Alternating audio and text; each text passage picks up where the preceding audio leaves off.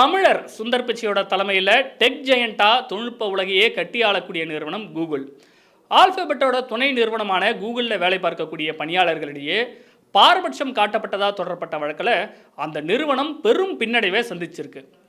இன ரீதியாக பாகுபாடு காட்டப்படுகிறது, சம வாய்ப்பு மறுக்கப்படுகிறது ஆகிய குற்றச்சாட்டுகளை முன்வைத்து கூகுள் நிறுவனம் மீது தொடரப்பட்ட வழக்கில் அந்த நிறுவனம் 28 மில்லியன் அமெரிக்க டாலர்கள், இந்திய மதிப்பில் 242 கோடி ரூபாயை நஷ்டஈடாக கொடுத்து வழக்கை முடிச்சு வைக்க சம்மதம் தெரிவிச்சிருக்காங்க. ஒவ்வொரு வருடமும் கல்லூரி படிப்பு முடித்து வெளியே வரக்கூடிய லட்சக்கணக்கான பட்டதாரிகளுடைய கனவா இருக்கு கூகுள் நிறுவனம். அப்படிப்பட்ட நிறுவனத்திலேயா இது மாதிரி நடக்குது அப்படின்னு பல்வேறு கேள்விகள், சந்தேகங்கள் இருக்கு. அதுக்கு முன்னாடி இந்த வழக்கை போட்டது யார், இதனுடைய பின்னணி என்ன என்பதை பற்றி பார்க்கலாம். இந்த கேஸை போட்டது மெக்சிகோவை சேர்ந்த அனா கண்டு அப்படிங்கிறவங்க 2021 கூகுளில் வேலை பார்த்தாங்க. மற்ற இனத்தவர்களை விட ஒயிட் அண்ட் ஏஷியன் எம்ப்ளாயிஸுக்கு தான் அதிக சம்பளமும் பெட்டர் ஆப்பர்ச்சுனிட்டிஸும் கொடுக்கப்படுவதாக குற்றம் சாட்டியிருக்காங்க. குறிப்பாக ஹிஸ்பானிக், லாட்டின், பூர்வீக அமெரிக்கர்கள் இவங்களுக்கெல்லாம் குறைந்தபட்ச அடிப்படை சம்பளமே கொடுக்கப்பட்டதா அவங்க சொல்லியிருக்காங்க.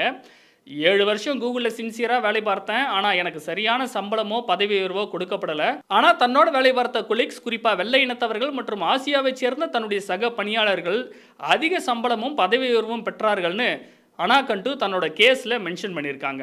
மற்ற எம்ப்ளாயீஸோட கம்பேர் பண்ணும்போது whites and Asian employees senior level கேட்டகரியில் அதிக சம்பளத்திற்கு பணியமர்த்தப்பட்டதாகவும், ஆனால் அதே வேலையை செய்தாலும் கூட மற்றவங்க லோ லெவல் கேட்டகரியில் குறைவான அடிப்படை சம்பளத்துக்கே பணியமர்த்தப்பட்டதாகவும் அவங்க சொல்லியிருக்காங்க.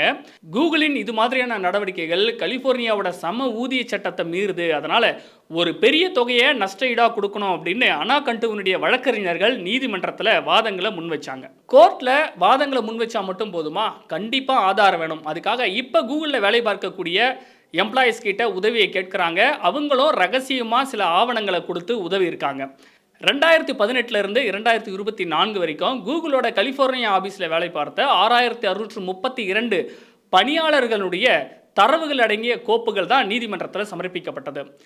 இந்த ஆவணங்களில் அவங்க எப்போ வேலைக்கு சேர்ந்தாங்க, என்ன சம்பளத்துக்கு சேர்ந்தாங்க, எத்தனை முறை அவர்களுக்கு பதவி உயர்வும் சம்பள உயர்வும் வழங்கப்பட்டது அப்படிங்கிற மாதிரியான தரவுகள் எல்லாம் அந்த ரகசிய ஆவணங்களில் இடம்பெற்று இருந்தது. இந்த ஆவணங்களை வச்சு பார்க்கும்போது கிட்டத்தட்ட முன்னாள் பணியாளர்கள் சொல்லக்கூடிய இந்த குற்றச்சாட்டுகள்லாம் உண்மை அப்படிங்கிறத உறுதிப்படுத்துகிற மாதிரி தான் இருந்தது. இதுக்கிடையில தான் ஒருவேளை இந்த கேஸ் நடந்து இதில் தீர்ப்பு வந்துச்சுன்னா அது தங்கள் நிறுவனத்தோட இமேஜை வெகுவாக பாதிக்கும் அப்படின்னு கூகுள் நிறுவனம் சுதாரிச்சுக்கிட்டாங்க. அதனால் வழக்கு போட்டவங்களை கூப்பிட்டு அவங்க கிட்ட சமரசமாக போயிடலாம் அப்படின்னு சொல்லி சமரச பேச்சுவார்த்தையை நடத்துகிறாங்க. இந்த பேச்சுவார்த்தையில் சுமூகமான ஒரு உடன்பாடு எட்டப்பட்டது. நாங்கள் 2 பேரும் சமரசமாக போகிறோம் அப்படின்னு சொல்லி இரு தரப்பும் நீதிமன்றத்தில் ஒப்பந்தத்தை தாக்கல் பண்ணுறாங்க. நீதிபதி சார்லஸ் ஆடம்ஸும் அதை ஏற்றுக்கிறாரு. அதுக்கு முதல் கட்டமாக ஒப்புதலையும் கொடுத்துருக்காரு. வழக்கு செலவுக்காக $7 மில்லியன் போக $20 மில்லியன், இந்திய மதிப்பில் 173 கோடி ரூபாய் நஷ்டஈடாக கிடைக்கும். இந்த இறுதி ஒப்பந்தம் செப்டம்பர் 11 வழக்கு மீண்டும் விசாரணைக்கு வரும்போது ஃபைனல் அப்ரூவல் கொடுக்கப்படும் எதிர்பார்க்கப்படுது. கூகுள் மீதான இந்த குற்றச்சாட்டுகள்லாம் முதல் முறை கிடையாது. கடந்த காலத்திலையும் இது மாதிரி எல்லாம் நடந்திருக்கு. 2024 கூகுள் நிறுவனம் முதல் முறையாக பணியமர்த்திய கருப்பினத்தைச் சேர்ந்த காது கேளாத மாற்றுத்திறனாளி ஜேலன் ஹால் அப்படிங்கிறவங்க இன ரீதியாகவும் மாற்றுத்திறனாளி என்பதற்காகவும் தன்னிடம் பாரபட்சம் காட்டப்பட்டதா சொல்லியிருக்காங்க. பொது வெளியில தான் கூகுள் நிறுவனம் எல்லோருக்கும் சம வாய்ப்பு கொடுப்பது மாதிரியான ஒரு பிம்பத்தை கட்டமைச்சு வச்சிருக்கிறதாகவும், ஆனால் நடைமுறையில் அப்படி இல்லைன்னு அவங்க சொல்லியிருக்கிறாங்க.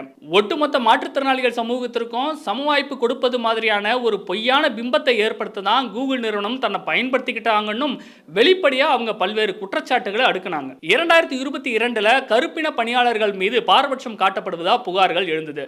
கீழ்மட்ட வேலைகள் தான் கொடுக்கப்படுகிறது, சம்பள உயர்வு கொடுக்கப்படுறதில்லை, இந்த மாதிரியான குற்றச்சாட்டுகள் முன்வைக்கப்பட்டன. கூகுளை பொறுத்த வரைக்கும் ஒட்டுமொத்த பணியாளர்களில் 4.4% பேர் மட்டுமே கருப்பினத்தவர்கள், அதிலையும் கூட 3% பேர் மட்டுமே தலைமை பதவிகளை வகிக்கிறாங்கன்னு புள்ளி விவரங்கள் சொல்லுது. ஆனால் தங்களுக்கு எதிரான வழக்கில் சுமூகமான ஒரு முடிவை எட்டுறதுக்காகத்தான் நஷ்டஈடு கொடுக்க ஒத்துக்கிட்டோம்னு சொல்லியிருக்கக்கூடிய கூகுள் நிறுவனம் அதுக்காக பணியாளர்கள் பாரபட்சத்துடன் நடத்தப்பட்டார்கள் என்கிற மாதிரியான குற்றச்சாட்டுகள் எல்லாம் நாங்கள் ஏற்றுக்க மாட்டோம்னு மறுத்து இருக்கிறாங்க. எப்பவும் போல கூகுள் நிறுவனத்தில் வேலை பார்க்கக்கூடிய எல்லா ஊழியர்களுக்கும் சம வாய்ப்பு, சம ஊதியம் எல்லாமே எங்களுடைய பாலிசி தான். அந்த பாலிசியை எப்பவும் போல நாங்கள் தொடர்ந்து கடைபிடிப்போம் அப்படின்னு திட்டவட்டமாக கூகுள் சொல்லியிருக்காங்க.